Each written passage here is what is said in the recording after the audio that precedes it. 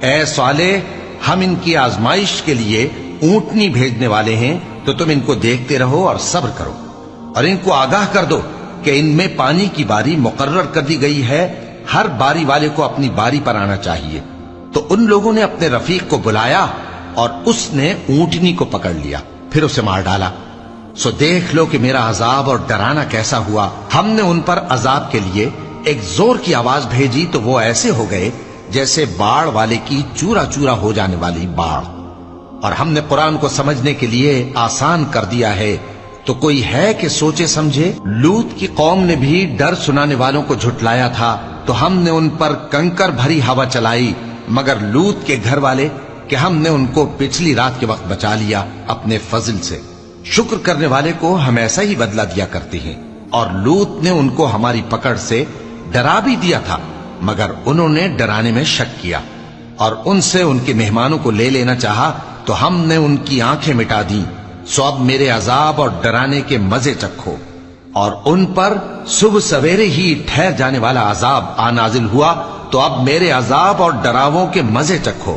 اور ہم نے قرآن کو سمجھنے کے لیے آسان کر دیا ہے، تو کوئی ہے کہ سوچے سمجھے؟ اور قوم فرعون کے پاس بھی ڈر سنانے والے آئے تھے، انہوں نے ہماری تمام نشانیوں کو جھٹلایا، تو ہم نے ان کو اس طرح پکڑ لیا جس طرح ایک قوی اور غالب شخص پکڑ لیتا ہے۔ اے اہل عرب، کیا تمہارے کافر ان لوگوں سے بہتر ہیں؟ یا تمہارے لیے پہلی کتابوں میں عذاب سے کوئی چھٹکارا لکھ دیا گیا ہے؟ کیا یہ لوگ کہتے ہیں کہ ہماری جماعت بڑی مضبوط ہے؟ ان قریب یہ جماعت شکست کھائے گی اور یہ لوگ پیٹ پھیر پھیر کر بھاگ جائیں گے۔ اصل میں ان کے وعدے کا وقت تو قیامت ہے، اور قیامت بڑی سخت اور بہت تلخ ہوگی۔ بے شک گناہگار لوگ گمراہی اور دیوانگی میں مبتلا ہیں۔ اس روز منہ کے بل دوزخ میں گھسیٹے جائیں گے، کہا جائے گا لو اب آگ کا مزہ چکھو۔ ہم نے ہر چیز اندازہ مقرر کے ساتھ پیدا کی ہے، اور ہمارا حکم تو آگ کے جھپکنے کی طرح ایک بات ہوتی ہے۔ اور ہم تمہارے ہم مذہبوں کو ہلاک کر چکے ہیں، تو کوئی ہے کہ سوچے سمجھے؟ اور جو کچھ انہوں نے کیا ان کے اعمال ناموں میں درج ہے، یعنی ہر چھوٹا اور بڑا کام لکھ لیا گیا ہے۔